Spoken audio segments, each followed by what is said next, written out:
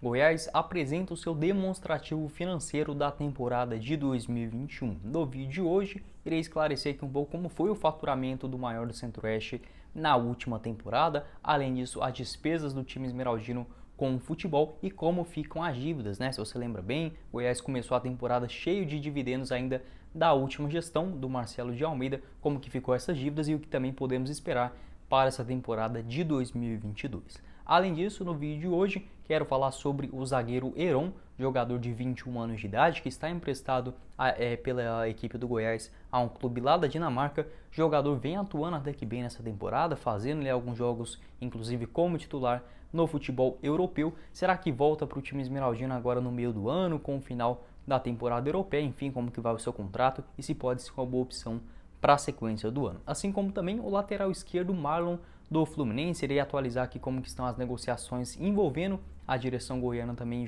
juntamente com os cariocas. Será que pode ser mais uma opção pelo lado esquerdo esmeraldino? Esses serão os três principais assuntos do nosso vídeo de hoje.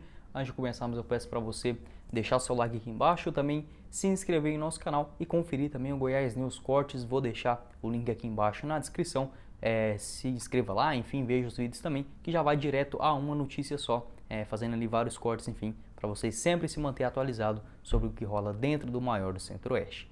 Irei iniciar o nosso vídeo de hoje falando a respeito do zagueiro Heron, jogador de 21 anos de idade, que pertence ao time esmeraldino, mas está emprestado ao Vejle, clube razoável, meio de tabela ali do futebol dinamarquês. Atleta que tem 21 anos, né? Nessa temporada, inclusive, já fez 14 jogos pela equipe dinamarquesa. Jogador que tem contrato com o Goiás até o final de 2023, foi emprestado pelo time esmeraldino ainda no meio ali da Série B do ano passado, né? No início da temporada europeia. O jogador, inclusive, chegou a estrear na Série B do Campeonato Brasileiro, fez uma partida ali contra a equipe do Vitória, até mesmo entrou como lateral esquerdo, não foi muito bem. Depois disso, a direção emprestou o atleta lá para o futebol europeu. Achei que ele nem iria jogar com tanta frequência, até mesmo por conta da pouca idade, né? Foi ainda com apenas 20 anos lá para o Vejle, mas o cara vem surpreendendo, inclusive chamou a atenção dos treinamentos, né, do técnico da equipe, e vem fazendo uma temporada europeia bem aceitável, entrando em campo 14 vezes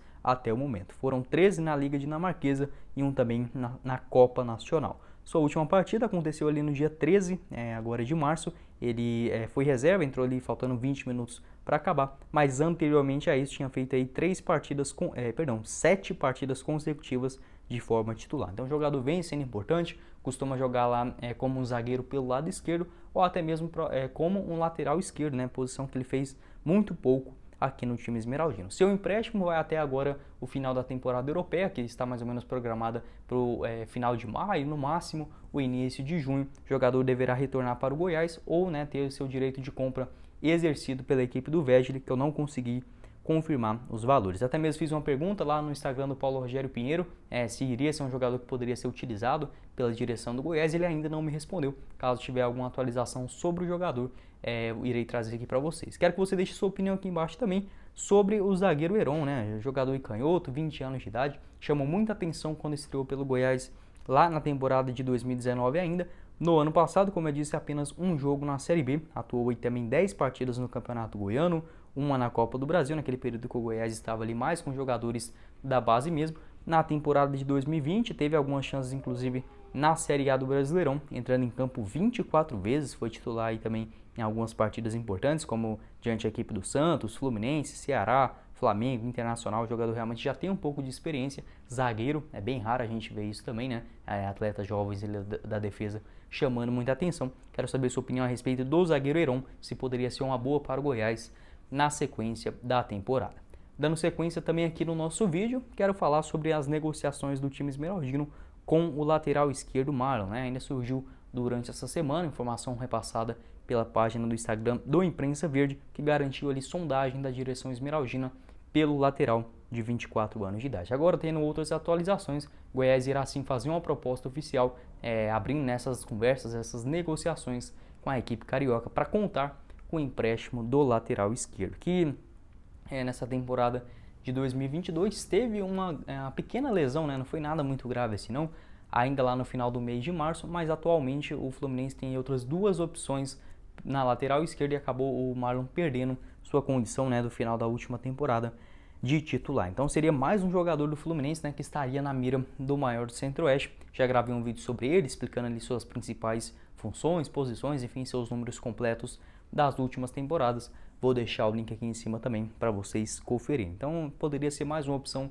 chegando no time esmeraldino. O Arthur, que acertou ainda ontem com a equipe da Ponte Preta, né, irá defender a equipe de Campinas na Série B do Campeonato Brasileiro, deixando o Goiás atualmente apenas com o Danilo Barcelos, né, que vem sendo o titular da posição, e tendo as outras opções no banco de reservas, como o Hugo, né, mas que machuca muito, enfim, acho que é um jogador, inclusive, que pode ter o seu contrato rescindido antes mesmo do início do Brasileirão. Então, até que achei importante a direção procurar, né, uma outra opção pelo lado esquerdo do campo. Me preocupava muito esses dois laterais do Goiás. O Danilo Barcelos acredito que consegue sim fazer uma Série A bem razoável com a camisa do Goiás. O Marlon acho que seria uma opção até mais interessante do que o próprio Danilo, né, deixar essas opções extras dentro do elenco. O Marlon joga como lateral esquerdo e também como um meia esquerda, assim como o Danilo Barcelos, né? Acho que até mesmo poderia, quem sabe em algumas partidas, os dois fazerem a função como titular.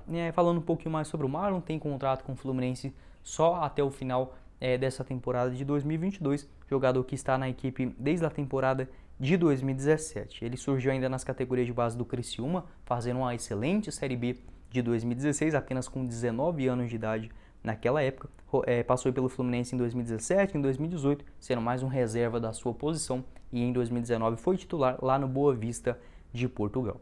Em 2020 foi anunciado ali ainda em agosto pelo Trabzonspor, equipe tradicional lá do futebol da Turquia, onde novamente ele foi o titular, entrando em campo 38 vezes, dando-lhe 2 passes para gols, antes de retornar para o Fluminense já na reta final do Brasileirão. Chegou num momento bem oportuno também, né? A equipe estava precisando ali de um lateral e ele engatou uma sequência muito boa como titular, entrando em campo 13 vezes com a camisa do Fluminense e dando aí 3 assistências na competição. Finalizou o ano bem alto, até mesmo trazendo aqui um pouco dos jogos dele. Foi titular contra a equipe da Chapecoense na última rodada, né? Garantiu ele, inclusive, a classificação do Fluminense para a Copa Libertadores. Anteriormente a isso também tinha jogado todos os 90 minutos. Então, um jogador bem interessante. Acho que, na minha opinião, seria um atleta assim, excelente para chegar na equipe do Goiás na disputa da Série A. Tem proposta agora do verão, né? Vamos aguardar a evolução ou não dessas negociações. Quero saber sua opinião sobre o jogador, se poderia ser uma boa ou não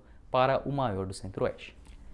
Encerrando o nosso vídeo de hoje, quero também trazer esse balanço financeiro divulgado pela diretoria esmeraldina em relação à última temporada de 2021, que foi ali, até mesmo surpreendi pelo baixo valor de arrecadação. Irei fazer uma comparação também com as temporadas passadas. Segundo esse balanço que foi divulgado pelo site O Popular, vou deixar aqui passando para vocês também os gráficos, caso você queira ler ali cada ponto, pode pausar o vídeo e conferir. Segundo informações, né, foi um faturamento total no futebol de 46 milhões de reais e 859 mil. Além disso, as despesas ficou na casa de 30 milhões 945 mil reais, né? Apesar das dificuldades financeiras que herdou ali da última gestão, Paulo Rogério Pinheiro conseguiu fazer um bom trabalho com o time esmeraldino, inclusive montando um elenco bem competitivo, que desde o começo ele já havia prometido, né? O Goiás, em relação dos 11 titulares, como vemos, ele tinha um bom time, mas de elenco pecou um pouco, né? Até mesmo por conta dessa falta de dinheiro. O Goiás tinha só a quinta folha salarial mais alta, a quarta e quinta mais alta da Série B, né? Então ficou ali atrás do Cruzeiro, Botafogo, Vasco, até mesmo Coritiba. O Goiás aparecendo na quinta posição, mostrou ali as dificuldades também em relação ao elenco, mas de atletas titulares foi sim boas escolhas. Então o Goiás teve ainda a quitação, um total de 24 milhões de reais em dívidas. Lembrando que o time esmeraldino tinha uma dívida ali de curto prazo de 31 milhões de reais para serem pagas na temporada passada. Então Paulo Rogério Pinheiro conseguiu quitar bem essas dívidas, eu acredito até mesmo pela boa negociação que ele teve, a quitação adiantada de alguma delas, conseguiu sim fazer esse pagamento em dia de todas as dívidas trabalhistas, enfim, envolvendo o estádio Ali Pinheiro das temporadas passadas, né, que deveriam ser pagas nesse ano de 2021, sendo todas elas realizadas. Me assustou um pouco em relação ao baixo faturamento do Goiás, que seria ali, segundo essas informações do Popular, né, de apenas 46 milhões de reais, seria o menor do time esmeraldino desde a temporada de 2016, que foi quando o Globo Esporte começou a fazer esses balanços, né? Em 2016, na Série B mesmo, foram 90 milhões de reais de faturamento, em 2017 também jogando a segunda divisão 65 milhões e em 2018 também na segundona foram 81 milhões de reais. Então, valores que ficou bem abaixo. Eu não sei se o Popular deixou de considerar alguma outra coisa, como por exemplo patrocinador, enfim, algum desses acordos que podem envolver mais grana. Uma coisa também que o Goiás deixou de arrecadar foi a transferência de jogadores. Não teve outro Michael, outro Léo Senna, Bruno Henrique, Eric, nem nada desse tipo. O Goiás apenas lucrou ali, por exemplo, com a ida do Arthur para a Juventus, até mesmo do Eric, que se transferiu para o futebol chinês. Então, caindo bastante o faturamento do time esmeraldino nesta última temporada. Em 2020, o faturamento do Goiás foi de 90 milhões de reais. Obviamente, nessas questões de direito de transmissão, na Série A é totalmente diferente. Então, o Goiás apresentando esse seu déficit, né, financeiro, essa sua amostra financeira e quitando grande parte dessas suas dívidas de longo prazo. O que resta agora para o Goiás de dívidas, né, para esse ano de 2022? Ainda não tem a confirmação em relação às dívidas de quanto o Goiás precisa pagar especificamente nesse período de 2022, né? Ou seja, de janeiro até dezembro, que são as dívidas de curto prazo, essas daí que realmente tiram a noite de sono dos dirigentes, né? Porque é aquelas que, se você não for pago, vai ter alguma multa dentro do futebol, como por exemplo perca de pontos ou até mesmo a proibição de inscrição de jogadores, algo que por exemplo aconteceu com o Goiás, naquele caso envolvendo o Goianésia, foi outra história, enfim, mas é só a título de comparação. A dívida de longo prazo do Goiás em 2020 era de aproximadamente 51 milhões de reais e as dívidas de curto prazo, aquelas de 31. Então, resta com toda certeza esses 50 milhões de reais aí, ou até mesmo um pouquinho a mais, para serem pagos pela direção esmeraldina. Não é um valor que chega a assustar muito se a gente comparar com outras equipes, mas deve sim ficar atento, até mesmo que mostra os pés no chão da equipe do Goiás, né? O Goiás não pode fazer igual aconteceu em 2020, montando aquele elenco muito caro para aquela ocasião e principalmente, né, muitos jogadores, aquele vai e vem, rescisão de contrato aqui e ali, realmente isso é muito prejudicial às finanças do clube. Acho que a visão do Paulo Rogério Pinheiro, mesmo que o Goiás faça uma temporada ruim nesse ano, acho que o time esmeraldino está caminhando sim para bons trilhos. Veja aí nos próximos 2-3 anos essa quitação completa das dívidas, inclusive a finalização do estádio ali Pinheiro. Acho que essa visão de longo prazo é importante para a gente esmeraldino ter também, né, nesse projeto aí do Paulo Rogério Pinheiro, que pelo menos parece ser um cara bem honesto em relação ao que tivemos nos anos passados. Quero saber sua opinião a respeito dessa demonstração, né, esses balanços divulgados pelo site O Popular. O que você acha, os pontos também positivos e negativos dessa gestão do Paulo Rogério Pinheiro. Quero saber sua opinião aqui embaixo também nos comentários. Bom, esse foi o vídeo, eu espero que vocês tenham gostado. Não esqueça de deixar seu like aqui embaixo, também se inscrever em nosso canal e ativar as notificações, né? Ajudar a gente a chegar nessa marca de 5 mil inscritos aqui também no YouTube do Goiás News. Quem falou com vocês foi o Guilherme e nos vemos na próxima oportunidade, meus caros esmeraldinos. Valeu, galera!